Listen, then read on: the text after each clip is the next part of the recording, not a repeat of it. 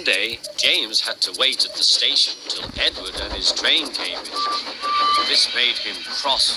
Late again, Edward laughed, and James fumed away. After James had finished his work, he went back to the yard and puffed onto the turntable.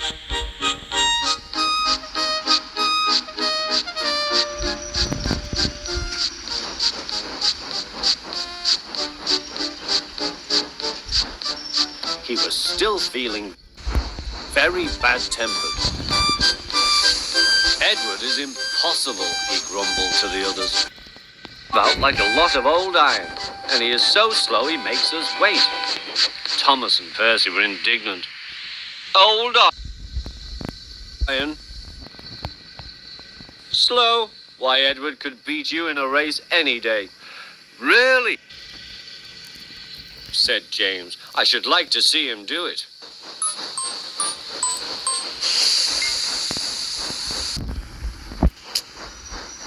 Next morning, James's driver was suddenly taken ill.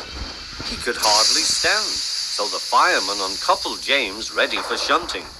James was impatient. Suddenly, the signalman shouted. There was James puffing away down the line. All traffic halted, he announced at last. Then he told the fireman what had happened. 2 boys were on James's footplate, fiddling with the controls. Phew! They tumbled off and ran. When James started, the signalman answered the telephone. Yes, he's here. Right. I'll tell him. The inspector's coming at once. He wants a shunter's pole and a coil of wire rope. What for? Wondered the fireman. Search me, but you'd better get them quickly. The fireman was ready when Edward arrived.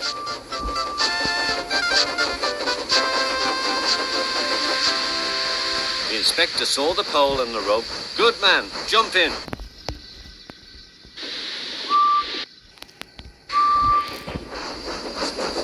We'll catch him, puffed Edward. James was laughing.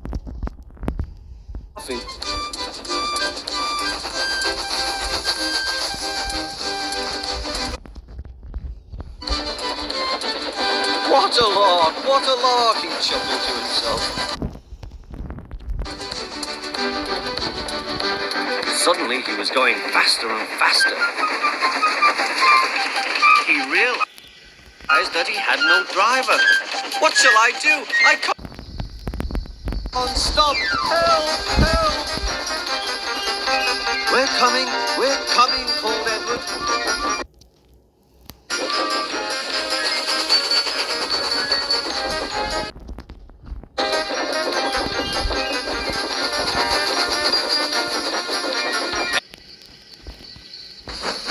Was panting up behind with every ounce of steam he had. At last he caught up with James.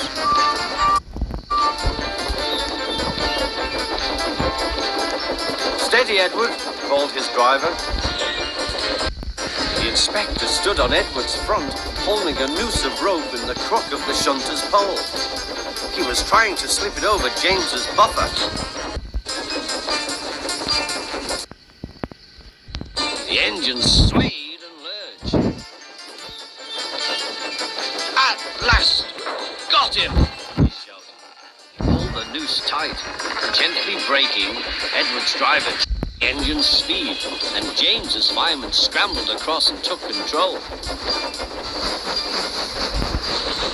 The old iron caught you after all, chuckled Edward. I am sorry, whispered James.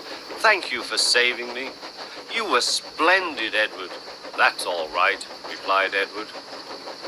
The engines arrived at the station side by side. The fat controller was waiting. A fine piece of work, he said. James, you can rest and then take your train. I'm proud of you, Edward. You shall go to the works and have your worn parts mended. Oh, thank you, sir, said Edward. It'll be lovely not to clank.